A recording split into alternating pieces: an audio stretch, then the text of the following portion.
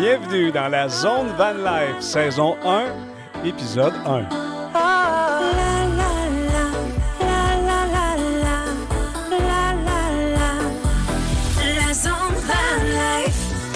Salut les Van Lifeux, les Van Lifeuses, Mario Fournier qui vous accueille pour la première fois dans la Zone Van Life. Tellement excité et content de commencer enfin cette histoire-là, cette nouvelle aventure de podcast sur la Van Life.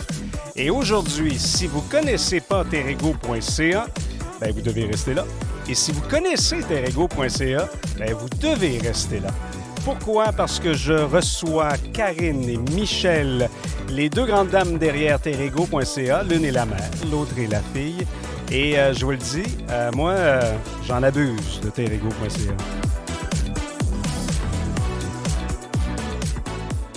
Karine, Michel, bonjour, bienvenue dans la Zone Van Life. Merci d'avoir accepté l'invitation. Bonjour Mario, c'est un plaisir d'être là aujourd'hui. Tellement content de vous recevoir toutes les deux et vous savez, quand j'ai commencé à travailler sur ce projet-là, je prenais des notes, je vais faire ci, je vais faire ça, je vais dire ci, je vais faire ça, je vais parler de ci, je vais parler de ça, je vais parler avec eux autres. Hein? Mais la question que je me posais pas, c'est je vais commencer comment et avec qui. Et à un moment donné, un soir, en étant sur mon ordinateur, sur le site de Terrego, je réservais un stationnement pour mon week-end des Patriotes. Je vais passer la nuit chez Smoky, Vineyard, Ridge, whatever, quelque chose en tout cas en Ontario. Et c'est là que j'ai fait « Oh my God, je pourrais tellement commencer avec les filles de Terrego. » S'ils me disaient oui, je serais super content. Puis quand j'ai écrit à Karine, tu as dit oui tout de suite. Fait que merci infiniment. C'était un honneur et un privilège de vous avoir pour la première. Merci beaucoup. C'est un honneur de commencer ce podcast-là avec toi. On va évidemment expliquer aux gens qui nous écoutent c'est quoi Terrego. On va commencer en vous demandant ça sort d'où cette histoire-là. Mais pour ceux qui ne savent vraiment pas ce que c'est, là, je ne vais pas l'expliquer long large, mais je vais vous donner une image et je suis convaincu que vous allez rester là. En fait, je vais vous en donner deux. C'est des histoires que j'ai vécues. Imaginez-vous avec votre van que vous passez la nuit dans un vignoble. Vous vous couchez à côté des vignes. Le matin, vous vous levez, vous ouvrez la grosse porte de votre Ram 350 puis ce que vous voyez, c'est des vignes, c'est des raisins.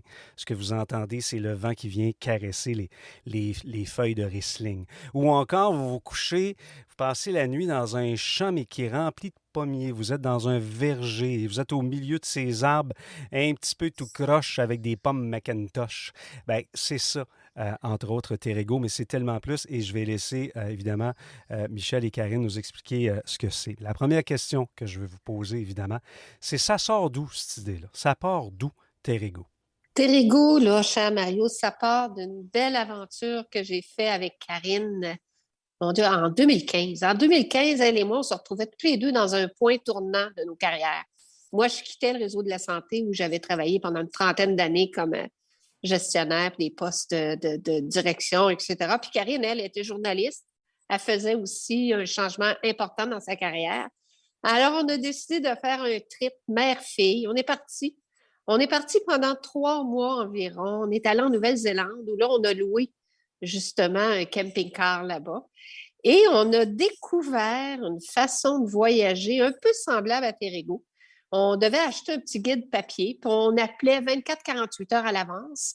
Et un fermier, un ranch, un vignoble, pour voir s'ils pouvaient nous accueillir à ce moment-là. Et on a fait, je crois, une dizaine peut-être de halles de cette façon-là dans le terroir de la Nouvelle-Zélande. Et je te dirais que c'est nos plus beaux souvenirs de voyage. Moi, les gens, à part ça, que j'ai rencontrés, tu sais, quand tu voyages, là, ce que tu aimes beaucoup, les paysages, c'est formidable, mais en même temps, la nourriture locale, en même temps, parler au peuple, être grandé, écoute, c'est malade, là. Fait qu'en revenant, comprends-tu que je devais faire des mandats en santé pour aider un peu le réseau, etc. Mais c'était pas possible. J'étais toujours dans mes idées de voyage, dans mes idées de terroir, tout ça. J'ai fait une petite étude de marché, puis hop, ça n'existait pas ici. Ben, on a décidé de se lancer. On achète un VR, on monte le réseau un petit peu. Puis ça, c'est en 2016, à l'automne, des gens m'ont aidé à aller chercher les premiers producteurs. Puis les premiers salons du VR en 2017, ben Karine a dit, écoute, je m'en viens t'aider. Et puis on avait peut-être 80 producteurs pour le premier salon du VR à Montréal. Ça a lancé l'entreprise. Fait que là, Karine, c'est là que toi t'es embarquée là-dedans à temps plein avec maman? Oui, oui. Je l'aidais un peu à temps partiel, je l'aidais sur les réseaux sociaux, des choses comme ça. Puis à un moment donné, c'est devenu assez clair que si on voulait pouvoir mener ce projet-là vraiment à terme, fallait être deux à temps plein. Là. Ça ne pouvait plus être juste un passe-temps. C'était rien ou c'était un projet à deux à temps plein. Fait que j'ai fait le saut. Là, ce que Michel ne vous raconte pas dans son histoire, là, c'est elle, au tout départ, quand elle est seule à partir le projet à l'automne 2016, ou en tout cas à la fin de l'été 2016, elle part avec le VR toute seule. Elle s'est fait faire des pamphlets, là, c'est ça. Là, elle se fait faire des pamphlets avant de partir. Elle part avec le VR. C'était au lac Saint-Jean. Hein. Elle est allée faire le tour du lac Saint-Jean. Puis littéralement, elle faisait du porte-à-porte sur les fermes pour leur parler du projet, dont personne, évidemment, avait entendu Ouais, là, t'es parler. vu comme un extraterrestre. Là. Oui. C'est quoi? Tu veux que du monde vienne coucher chez nous? Ah oui, c'était vraiment rigolo. À l'époque, ça ne s'appelait pas Terrigo. Lorsqu'on a fondé l'entreprise, c'est Terroir en VR que c'était. OK? Fait que personne. Premièrement, le mot terroir n'était pas trop sûr, les fermiers, de connaître ça. En VR et tout ça. Puis effectivement, c'était tellement drôle. Je cognais aux portes des fermes, puis ils me regardaient avec des grands yeux ronds, ils trouvaient bien intéressant. Mais je suis revenue de la tournée avec 0 producteur inscrit sur le site. C'était pas la bonne voie.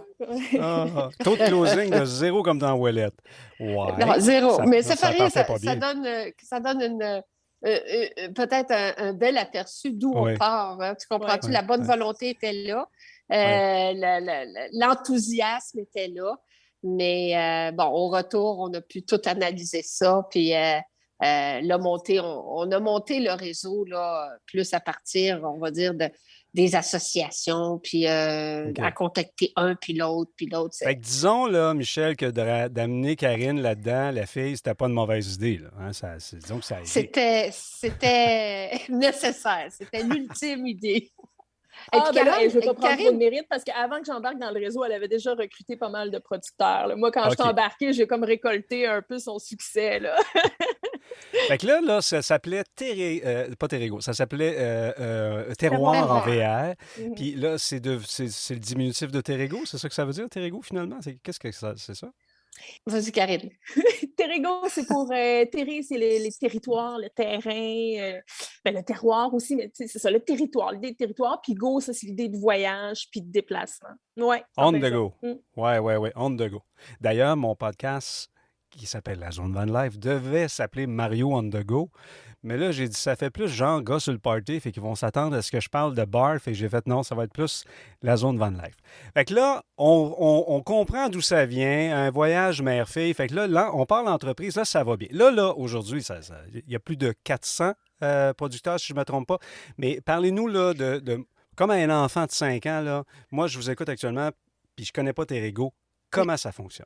Bien, juste pour te dire, tantôt, je t'expliquais, l'idée était venue d'un autre réseau qu'on a vu où on achetait un guide papier, on regardait sur le guide, puis là, on prenait notre téléphone cellulaire en voyage, puis là, on appelait 24 heures, 48 heures avant, OK? Mais la façon dont on a parti le réseau, on a dit, garde, en voyage, on n'aime pas trop ça, être obligé d'appeler, demander sa place pour dormir. Il y avait quelque chose, moi, qui me brisait le fun un peu. Fait qu'on s'est dit, pourquoi on ne fera pas une plateforme informatique? Et là, les autres, les producteurs, les fermiers, les vignobles qui s'inscrivent, ils mettent eux-mêmes leur disponibilité sur le site Internet. Alors, si un vignoble qui fait des mariages 5 dimanches dans l'année, ben, il va enlever ses dimanches. Il va rester disponible pour les VR de Terrigo quand ça y adonne, etc. Fait que de cette façon-là, les voyageurs qui sont intéressés par l'agrotourisme, ben, ils deviennent membres de Terrigo, ils s'achètent un membership annuel, puis un coup qu'ils sont membres, ils peuvent aller sur la plateforme, voir les disponibilités, puis réserver jusqu'à la veille. Là. Tu sais, comme tu pourrais réserver jusqu'à 11h15 ce soir pour demain, là, une place. Puis il n'y a pas besoin d'appeler le producteur ou quoi que ce soit. Un coup que tu as cliqué sur ta réservation en ligne, c'est instantané, le producteur reçoit un courriel, toi t'en reçois un, c'est confirmé. Puis, on partage les coordonnées à un puis à l'autre pour qu'ils puissent se rejoindre en cas de besoin. Et très juste à arriver là, à être accueilli un peu comme un invité spécial du propriétaire, quoi. Non, c'est ça. D'ailleurs, on les appelle les autres. Donc, c'est vraiment ça, la relation hôte-invité qu'on a mis en place. Là. Les autres, ce sont effectivement, il y en a environ 400 dans le réseau. Ça peut être des fermes, des vignobles, des microbrasseries, mais on a aussi de plus en plus des artisans, des petits musées locaux, des sites historiques patrimoniaux. On est en train de commencer à développer un volet plein air aussi. Donc, tout ce qui a une saveur locale à découvrir. C'est ça qui est le fun. Puis là, je parle en connaissance de cause, tu sais, parce que je l'ai dit, j'abuse de Terrigo parce que Michel parlait tout à l'heure d'abonnement. C'est vraiment pas, c'est pas un abonnement qui est très cher, là. C'est quoi? C'est 110 je pense, pour l'année, quelque chose comme ça. On parle souvent de boondocking, on va faire du High Overlander, on va passer la nuit, mettons, chez Walmart, puis c'est correct là, pour faire un arrêt, tout ça. Mais là, ça, c'est plus que ça. C'est qu'on va passer la nuit chez l'autre, mais on va découvrir ses produits. On va rencontrer des gens extraordinaires. On va goûter à des choses qu'on n'a peut-être jamais goûtées. Et en plus, on se sent en sécurité. Tu passes la nuit dans un endroit où tu sais qu'il n'y aura pas de va-et-vient. T'es chez l'autre. Moi, bon. Je suis fort sur les vins, là, fait que j'ai fait beaucoup de vignobles, je vous dirais, bien honnêtement, mais chacun ses dadas. Ou microbrasserie, j'aime bien ça. Mais je vais toujours me rappeler, il y a un vignoble qui s'appelle Bergeron Estate Winery, qui est dans le Prince Edward County, où on avait passé la nuit, un de mes amis qui a aussi un VR, on avait passé la nuit là tous les deux. Christian qui nous a accueillis, nous a fait découvrir des vins super le fun, et en plus, il faisait de la pizza aux patates. J'avais jamais mangé de pizza aux patates de ma vie. Puis j'ai découvert ça grâce à Terrigo et grâce à cet endroit-là où on a passé une nuit magnifique. J'ai déjà aussi, là je suis vraiment vendeur pour vous autres, j'ai déjà aussi passé la nuit. J'ai passé la nuit à un endroit qui s'appelle La Pintarade, qui est près de Victoriaville, si je me rappelle bien. Bruno, qui est le producteur là, qui a des pintades, je ne sais pas c'est quoi, c'est une espèce d'oiseau qui ressemble à une dinde, mais qui vient d'Afrique. Bruno était fin, il m'a fait... J'étais rendu chum avec toutes les pintades qu'il y avait là. J'ai goûté à ses produits. Le soir, il est venu me porter du bois pour faire un feu parce qu'il y avait même un petit foyer sur le site. Bref, c'est vraiment, tu l'as dit, c'est ça qui est le fun parce qu'on découvre des endroits, des gens, le fun. Ça serait quoi si je vous demandais le plus gros avantage pour un membre de Terrigo? Ce serait quoi? Bien, en fait, c'est drôle de t'entendre, Mario, parce que en disant que tu es un bon ambassadeur Terrigo, les membres d'habitude le sont parce que ça, tout ce que tu viens de décrire, les gens vivent une expérience qu'ils n'auraient pas vécue autrement et qui sort de l'ordinaire et qui est beaucoup reliée à l'humain. Fait que là, c'est quoi l'avantage de Terrigo? C'est ça. Fait que là, moi, je peux pas vous dire, l'avantage de Terrigo, c'est que vous allez rencontrer Bruno, puis que ça va être le fun avec Bruno, parce que vous, là, quand vous allez partir, les auditeurs, quand ils vont partir sur la route, ça va peut-être être complètement d'autres choses qu'ils vont vivre. Ça va peut-être être l'arc-en-ciel au-dessus du champ de bleuets sur le bord de la mer, histoire vécue. Ça va peut-être être la rencontre avec, je sais pas, Nathalie Kerbrat, qui s'occupe tellement bien de ses sangliers. Chacun vit une expérience qui peut pas être répétée. Puis là, je sais que le mot authenticité est un peu galvaudé, là, on l'utilise souvent, là, mais on est vraiment là-dedans parce qu'il n'y a rien qui est forcé. Tout est créé comme naturellement dans la rencontre. Fait que c'est ça. C'est ça. Puis l'autre avantage aussi, je pense, puis ça va ensemble, c'est que ça donne des idées pour voyager un peu en dehors des sentiers battus. Fait qu'à un moment donné, c'est super, aller au Rocher-Percé, c'est vraiment le fun, c'est vraiment beau, mais des fois, on a aussi envie de vivre d'autres choses, de découvrir d'autres choses, mais on ne sait pas par où passer, tu sais.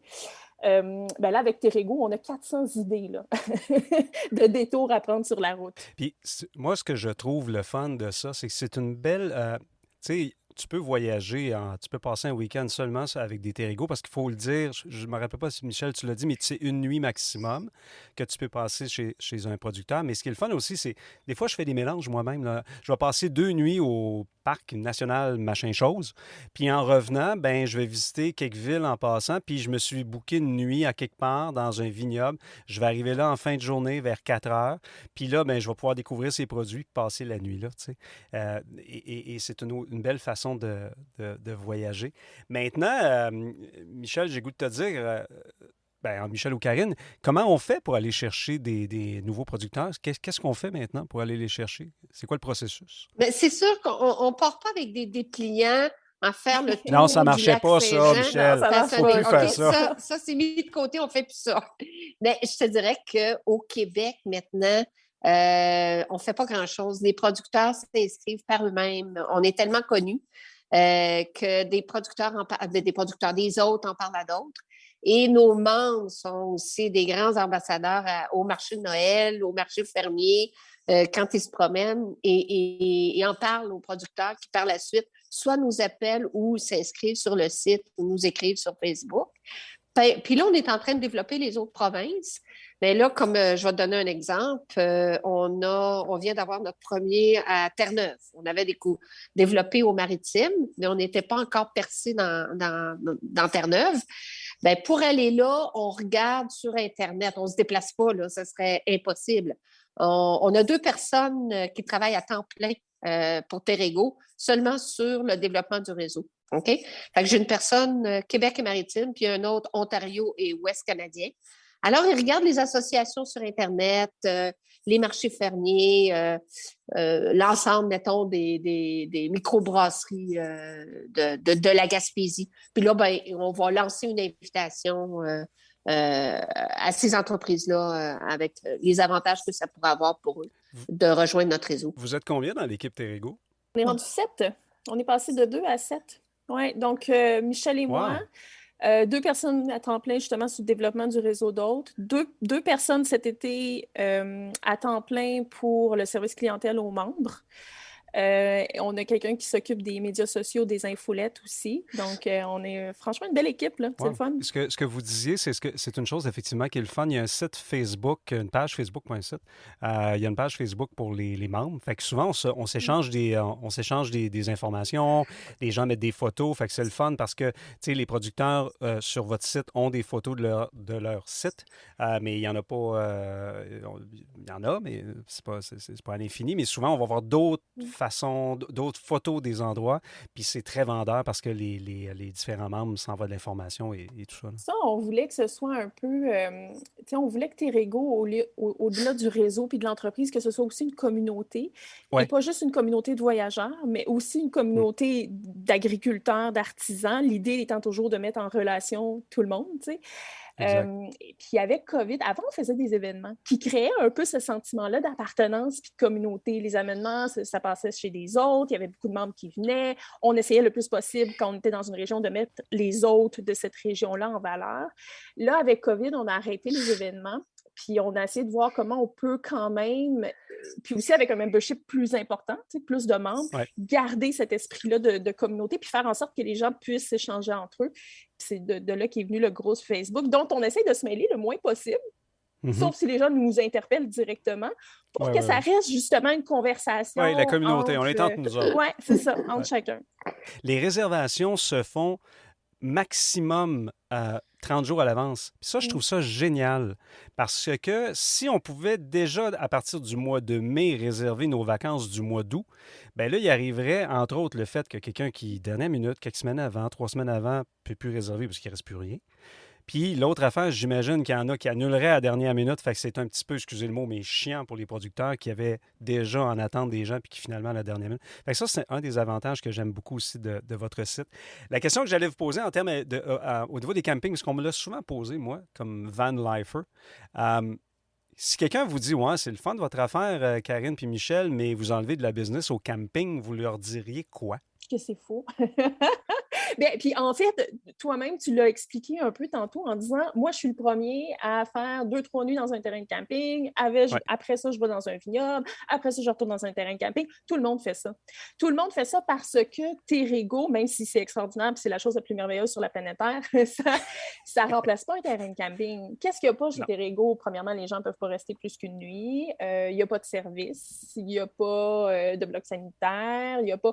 Fait que moi-même, Michel, on est les premières, après avoir fait une coupe de Terrego, de vouloir aller se poser dans un camping. Tu sais, vivre une autre expérience, en fait. C'est juste que c'est une expérience qui est complètement différente. Puis après ça, on fait un sondage là, à chaque année auprès de nos membres là, pour connaître un peu qu'est-ce qu'ils aiment moins, qui sont-ils. Bon. Puis dans une des questions, si on leur demande quel autre hébergement là, en van ou en VR ils utilisent à part Terrego, ce qui revient le plus souvent, c'est effectivement les terrains de camping, mais souvent les parcs nationaux, provinciaux, régionaux. On a affaire à une clientèle qui aime beaucoup le plein air. Fait que ça rejoint cette clientèle-là. La clientèle camping plus saisonnier, plus RV resort. Je ne dis pas qu'on n'a pas de membres qui fréquentent ces campings-là, mais c'est un petit peu moins la même clientèle. Donc, c'est pas le même public, en fait. Effectivement. Puis j'en suis la preuve. Je fais des parcs nationaux abondamment, mais je fais toujours des mélanges. Là, j'ai réservé mes vacances pour cet été, puis c'est un mélange de Terrego, de Boondock même à certains endroits, et de parcs nationaux. Le futur, les projets, là, ça m'excite de savoir. Moi, je suis un membre de Terrego, alors qu'est-ce qui s'en vient? Y a-t-il des nouveautés? Bref, on travaille sur quoi? Parce que là, à 7 personnes, c'est sûr qu'on ne fait pas juste prendre des réservations. Ben, écoute, juste pour les producteurs, je l'ai un peu dit tantôt, là, on a commencé à aller à l'extrême-est du Canada, à Terre-Neuve, puis on développe aussi là, très fort pour l'Ouest, puis on ziote le Yukon pas mal. Là, fait que moi, il y a de la pression là, pour aller développer là, vraiment mur à mur le réseau. On a aussi une belle petite nouveauté qu'on veut bien mettre en ligne pour la fête des pères. Hein? On a visé la fête des pères cette année. C'est ça, Karine? Là, tu nous engages publiquement, là, Michel. Oui, c'est un commitment. Oui. C'est un commitment. Les gens nous le demandent là, depuis au moins 2 ans. On est en train de développer une petite application pour rendre l'expérience utilisateur encore plus agréable, convivial. Fait qu'on devrait, si tout se passe sans trop d'impair technique, on devrait être capable de mettre en ligne là, d'ici la fête des pères, la Saint-Jean-Baptiste, là, une petite application mobile. Ah ben là, je suis content. Puis effectivement, tous les membres Terrego vont être contents parce que c'est une des choses qui me manque. Il y a le site Internet, mais il n'y a pas l'application. Fait qu'avec une application, effectivement, ça va être bien le fun. Ah ben là, ça, c'est une bonne nouvelle. On va vous laisser travailler là-dessus. Puis on va espérer que ça va sortir pour la fête des pères. La saison, elle est commencée. La plupart des gens comme moi, membres Terrego, ont déjà commencé à... Là, peut-être que je vais poser une question puis vous ne pouvez pas y répondre, mais est-ce que vous êtes déjà capable de voir là, si le booking cette année est plus fort que par les années passées? Oui, honnêtement, je peux répondre à cette question-là. Et pour l'instant, le booking n'est pas plus fort. Mais là, au moment où on se parle, il n'a pas fait très beau dans les derniers jours. Non. Le printemps arrive, là, le printemps arrive. Ouais. Et dès que le soleil se pointe, on le voit. Les réservations augmentent. C'est automatique. C'est un effet direct. Fait que Puis l'an passé, en 2021, le printemps avait été très chaud. On avait quasiment l'impression d'être l'été au printemps. Puis je me rappelle, au mois d'avril, les gens étaient prêts à partir. Là, on est encore sous la neige. Fait que ça paraît sur les réservations en ce moment. Ceci dit, le nombre de membres est un peu plus élevé. Là. Donc, on s'attend quand même à une saison avec plus de membres puis plus d'autres que l'an passé. Ça devrait paraître là, sur la saison. On les membres, c'est pas cher. Là. Je l'ai dit tantôt, c'est 110 ou 120, je ne me rappelle plus, là, peu importe. Mais quand on va chez les autres, les producteurs, ben c'est gratuit. Sauf que ce qu'on demande en échange, ben, c'est d'acheter des produits du terroir, des vins. Bon, j'ai déjà exagéré avec mon chum Gino en Ontario. On s'est ramassé avec à peu près 20 bouteilles de vin. Là. Mais ça se perd pas. Des bonnes bouteilles de vin, ça se perd pas. Marc, qui s'appelait, je me rappelle pas du vignoble, mais il nous a aimés en tabarouette, lui. On a peut-être exagéré un peu trop. Mais quand même. Quand même. Mais tout ça pour dire que c'est ce qu'on demande en quelque part. C'est pas une obligation, là. Je ne veux pas parler pour vous autres, mais on demande aux gens d'encourager. C'est une recommandation très, très forte. Oui. C'est ça l'idée, en fait. Terrego, ça se veut pas un réseau de stationnement gratuit. Ça se veut un réseau de découverte du terroir. Donc, c'est un peu ça l'idée. On va dire, c'est pas une obligation, mais c'est une obligation comme morale.